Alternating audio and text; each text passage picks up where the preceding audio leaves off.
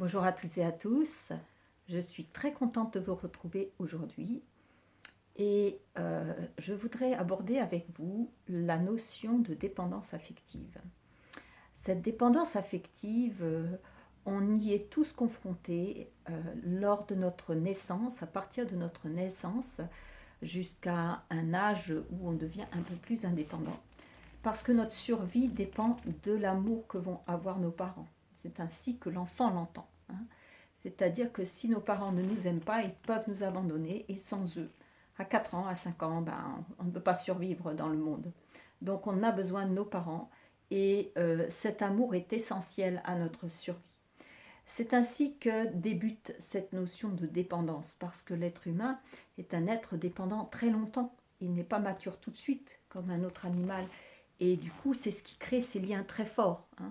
Des liens qui peuvent être très fusionnels, tant d'un côté que de l'autre, et, euh, et dont il va falloir à un moment donné savoir se débarrasser pour atteindre une certaine forme d'autonomie et accéder à une forme d'amour qui va être, je dirais, un amour qui va être plus dans le partage, dans l'échange, euh, et non pas dans le fait, si tu ne m'aimes plus, je ne peux plus vivre, je vais en mourir si tu ne m'aimes pas. Ça, c'est la réalité de l'enfant. Mais à l'âge adulte, on se rend bien compte que c'est quelque chose qui est déséquilibré.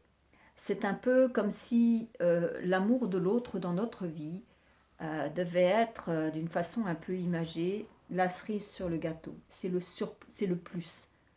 Et si on est en dépendance affective, votre cerise, elle a toute l'importance. Et s'il n'y a pas cette cerise sur le gâteau n'a plus aucune valeur. Alors c'est sûr, le gâteau, sans cette petite cerise au-dessus, sera peut-être moins bon, mais il doit rester bon.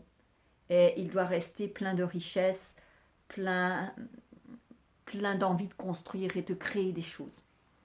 Si vous accordez trop d'importance et qu'il n'y a que la cerise qui compte, on vous supprime la cerise et il n'y a plus rien qui est important.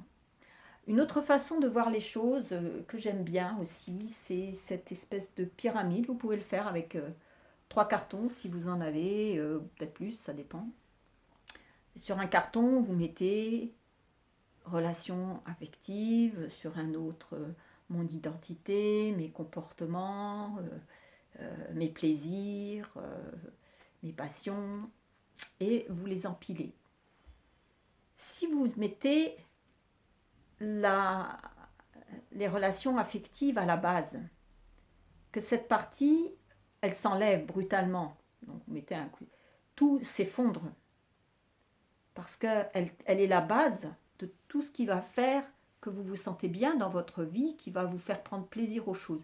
Si je suis aimée, je peux prendre plaisir à lire, je peux prendre plaisir à écrire, je peux prendre plaisir à chanter, à danser, à avoir des relations avec les autres, et tout ce qui s'ensuit, à apprendre.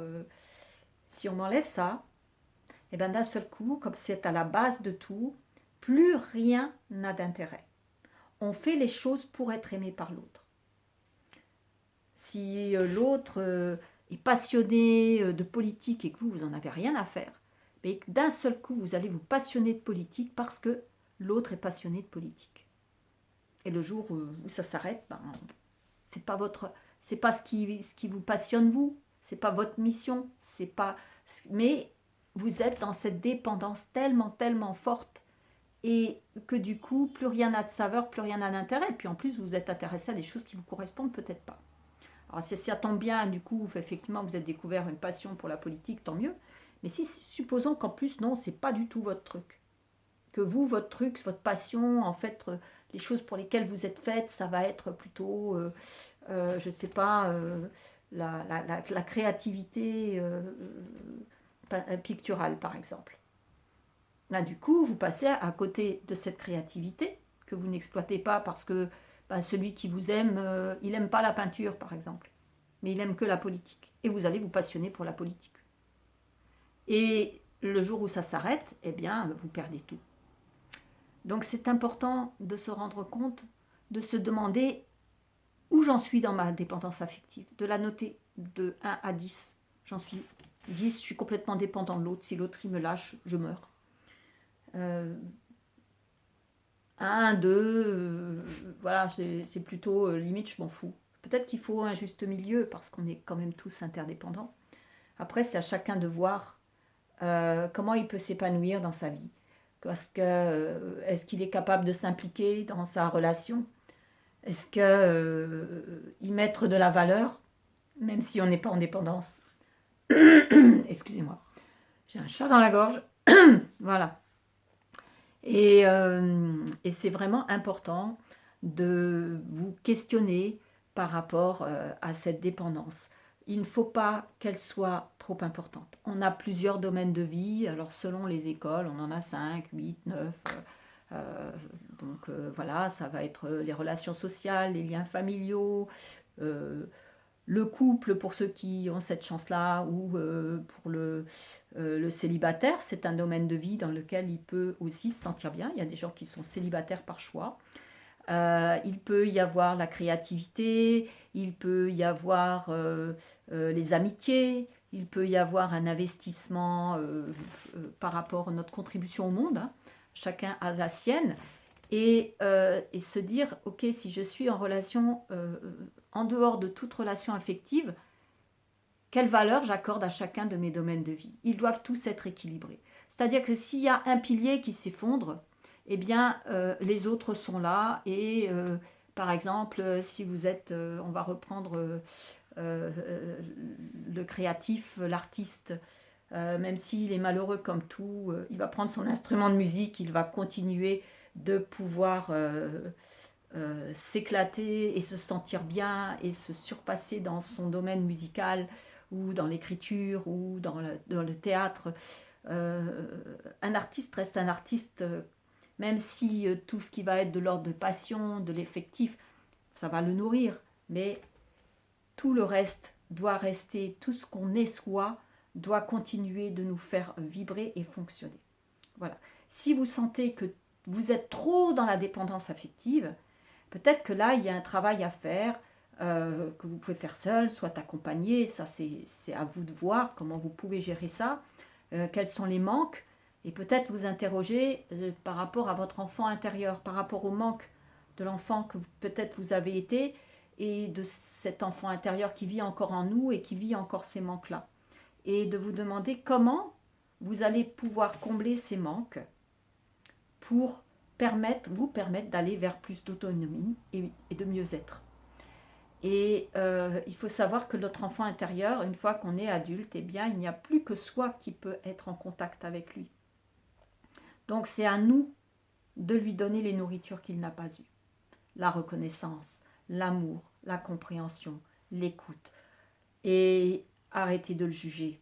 Hein. Comme on le dit souvent, le langage intérieur où on s'insulte tous les noms. Eh bien, dites-vous aussi que à la hauteur dont vous vous aimez, c'est à la hauteur que vous serez capable d'être aimé, parce que vous n'accepterez pas plus. Et que du coup, ça peut aussi nourrir cette dépendance. Hein.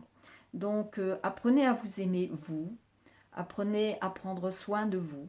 C'est une période propice aussi. Le confinement, c'est aussi un moment pour se rencontrer soi, se donner de l'amour à soi, de s'accepter tel qu'on est, de se dire ok, j'ai des défauts, il y a des choses qui ne me plaisent pas, que ce soit dans mon physique, dans mon psychique, et d'apprendre à les accepter. Il y a des choses qu'on peut améliorer, il y a des choses qu'on ne changera jamais. On ne peut pas changer son physique. On peut l'améliorer peut-être soit en changeant de coiffure, en améliorant sa posture, en ayant plus une façon de s'habiller, en étant créatif dans sa façon de s'habiller. On peut toujours trouver des choses pour... Mais on ne peut pas changer fondamentalement qui on est, on ne peut pas changer l'âge qu'on a. Il y a plein de choses avec lesquelles il va falloir faire et s'accepter et s'aimer et travailler sur cette confiance en soi, son image de soi, son amour de soi, son estime de soi. Toutes ces choses-là vont vous permettre d'acquérir plus d'autonomie et d'apprendre à aimer l'autre différemment.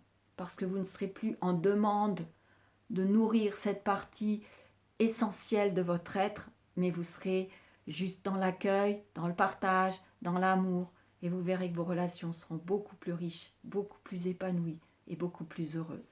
Je vous souhaite un très beau lundi de Pâques Et je vous dis comme d'habitude, à demain.